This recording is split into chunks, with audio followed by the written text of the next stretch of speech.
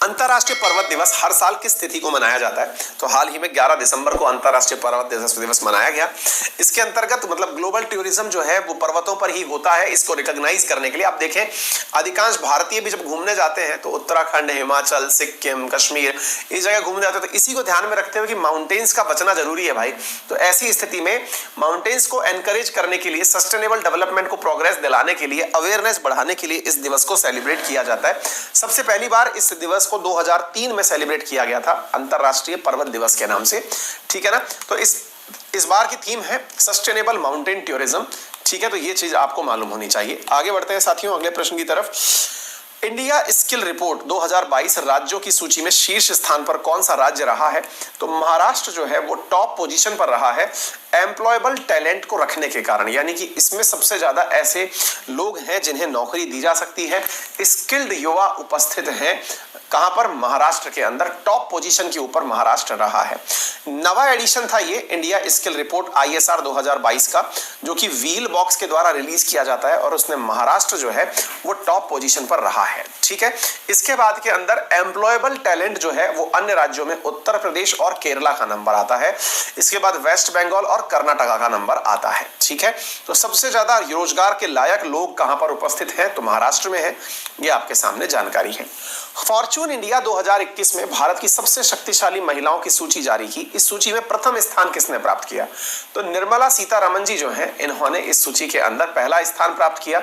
Nita Ambani second पर रही। सौम्या स्वामीनाथन जो है, जो स्वामीनाथन जी की बेटी हैं और इस समय मतलब सलाहकार भी हैं WHO के साथ। किरण मजूमदार है, ये थर्ड पोजीशन पर रही, ठीक है ना।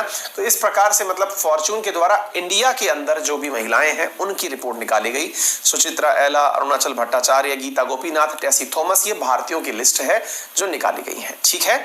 तो आप लोगों को इसके बारे में जानकारी होनी चाहिए। सौम्या स्वामीनाथन जो है वर्तमान में चीफ साइंटिस्ट है WHO के अंदर, इनके बारे में आपको ऑलरेडी पता होना चाहिए। आगे बढ़ते हैं। UNGA ने किस संस्था को पर्यवेक्षक का दर्जा दिया है? तो international solar alliance that is ISA को यूनाइटेड नेशन जनरल असेंबली ने अपने यहां पर एज ए पर्यवेक्षक यानी कि ऑब्जर्वर का दर्जा दिया है। अभी 6 साल ही हुए हैं और ये अपने आप में एक बहुत बड़ा मतलब कदम है, जिसकी वजह से अंतरराष्ट्रीय सौर गठबंधन को पर्यवेक्षक का दर्जा मिल गया है यूनाइटेड नेशंस के अंदर। ये बहुत बड़ी बात है। यूनाइटेड नेशंस के अंदर अब यूनाइटेड नेशंस में इंटरनेशनल सोलर अलायंस भी अपनी तरफ से अपनी बातें रख पाएगा, जिसका मुख्यालय भारत के अंदर है। आपको मालूम होना चाहिए कि भारत और फ्रांस के संयुक्त प्रयासों से COP15 के अंदर इसका COP21 के अंदर इसका निर्माण वो किया गया था, ठीक है। आगे चलते हैं। हाल ही में केंद्रीय शिक्षा मंत्री द्वारा कौन सा मोबाइल एप्लीकेशन 22 भाषाओं के साथ लॉन्च हुआ? तो भाषा संगम नाम से एजुकेशन मिनिस्टर जो हैं उनके द्वारा एक एप्लीकेशन लॉन्च किया गया है। ये आप तथ्यात्मक रूप से जानकारी प्राप्त कर सकते हैं। भाषा संगम के नाम से ये एप्लीकेशन है जो डॉक्टर सुभाष सरकार के द्वारा मतलब ये लॉन्च किया गया है। आप इसके बारे में ये जान सकते हैं, ठीक है। भाषा संगम। आगे बढ़ते हैं। किस कंपनी ने भारत में साइबर सुरक्षा कौशल प्रशिक्षण कार्यक्रम शुरू किया है? तो हाल ही में माइक्रोसॉफ्ट ने साइबर सिक्योरिटी, तो भैया इनका जो मतलब कार्यक्रम है, ये मोदी जी का अकाउंट बचा ले, वही बहुत बढ़िया है। तो इसके साथ में हुआ ये है कि इन्होंने मतलब एक प्रकार से लोगों के बारे में, साइबर सिक्योरिटी के बारे में लोगों को जानकारी देंगे और लोगों को बताएंगे कि साइबर सिक्योरिटी में किस प्रकार से कैरियर बनाया जा सकता है। किसे हाल ही में संयुक्त राष्ट्र बच्चों की एजेंसी यूनिसेफ के प्रमुख के पद पर नियुक्त किया गया है? तो कैथरीन रसेल यूनाइटेड नेशंस के द्वारा अपॉइंट की गई हैं, Catherine as a head of UNICEF. ये इंपॉर्टेंट न्यूज है, बहुत ज्यादा इंपॉर्टेंट है, याद कर लीजिएगा। कैथरीन रसेल को नियुक्त किया गया है, ठीक है।